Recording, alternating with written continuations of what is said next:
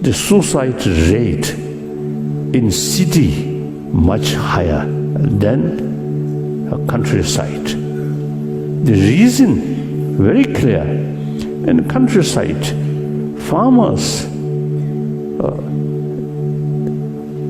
they have stronger sense of community there.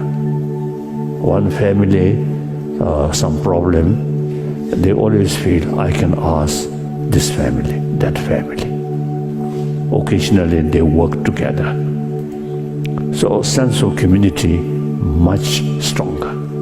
Then big city, you may have big salary, but your best friend is money, not human being. So therefore, some real sort of problems happen.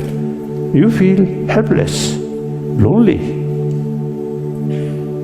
So I myself also, you say, as a practitioner of bodhicitta, altruism,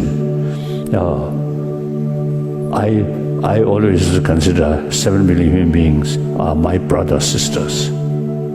So with this feeling, if I emphasize or stress, I am Buddhist, His Holiness Kasa, 14th, grade 14th Dalai Lama.